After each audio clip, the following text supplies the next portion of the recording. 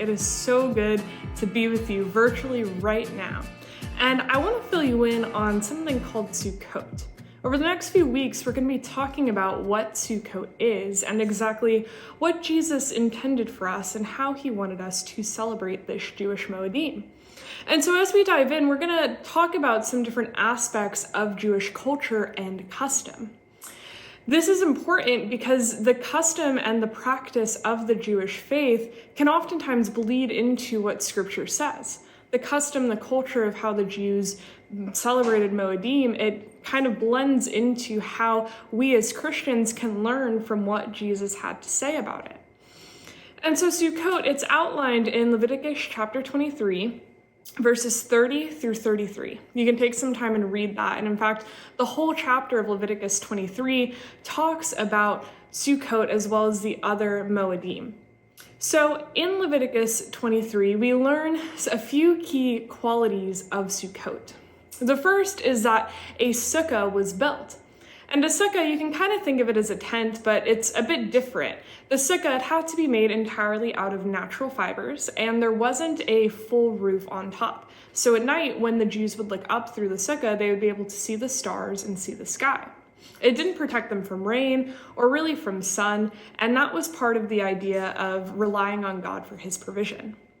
The second quality of Sukkot is that there were these branches that were used. These branches, they were used both to construct the sukkah and to wave around in celebration for the festival. The third quality of Sukkot is that it reminded the Israelites of how the Lord brought them out of Egypt.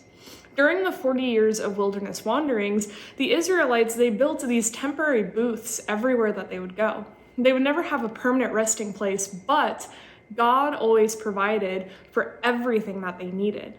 They always had a place to live. They always had 4 walls, even if they didn't have a roof. And the Lord, he ultimately provided for all of their needs in the wilderness. He gave them food. He gave them shelter. He was their provision. And finally, another quality of Sukkot that we read about is that Sukkot was a convocation. In convocation, it's this really big word that simplified just means a gathering. It was a celebration that entailed all of Israel, not just an individual person.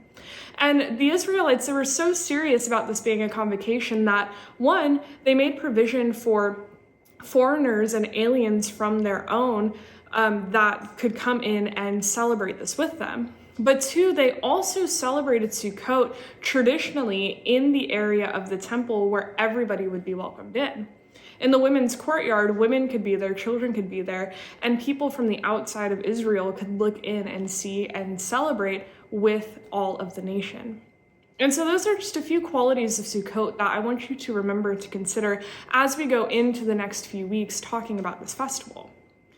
And Sukkot, you may be thinking, well, that's something that the Jews celebrate. That's something for the Israelites. That's something for them. And yet, as Christians, we are actually called to celebrate Sukkot every year as well. Jesus, he celebrated Sukkot, and he taught us as Christians how we are to celebrate Sukkot as well.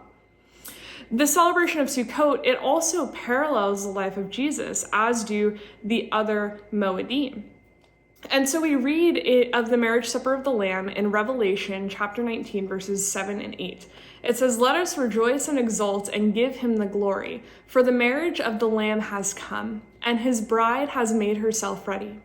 It was granted her to clothe herself with fine linen, bright and pure, for the fine linen is the righteous deeds of the saints." If we think of a Jewish wedding, traditionally the groom, he would provide a dowry for the bride and for her family. That was step 1. This would initiate a covenantal agreement. It wasn't a full marriage. They couldn't consummate the marriage, and yet it was a covenant saying that I am yours and you are mine. And that started this year-long period where the groom, he would then leave and prepare a place for his bride.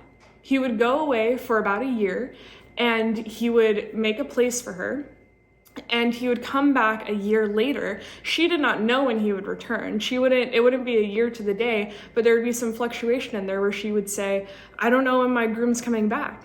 And so her role was to be prepared and ready for his return at any moment.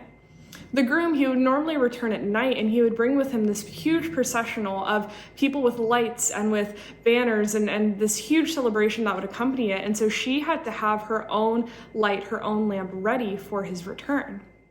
And so when the groom would return for the bride, there would be this great shout that would let the bride know of her groom's return. And the shout, it's similar to the concept of Yom Teruah, an alarm or a horn that would sound and warn her of his nearness. And so when the shout came, the bride, she would then join her groom, and there would be this big exiting to the wedding ceremony. And after the wedding, there would be this huge celebration, this huge marriage supper, in which all of the guests of the wedding would come and they would eat food together, and they would celebrate the union of this husband and this wife. And that is the marriage supper. And so when we think about the life of Christ in Sukkot, we think about how this celebration of marriage parallels Christ and his church. Christ, he came and he gave a dowry for his bride, which was his blood. It was his life and his sacrifice that now brings us to the Father. He since has left and is now preparing a place for us, and we read about that in John 14:3. And he says, if I go and prepare a place for you, I will come again and take you to myself, that where I am, you may also be. And so Christ, he is one day going to return for his bride with a huge shout. And that is when we will be with Christ again.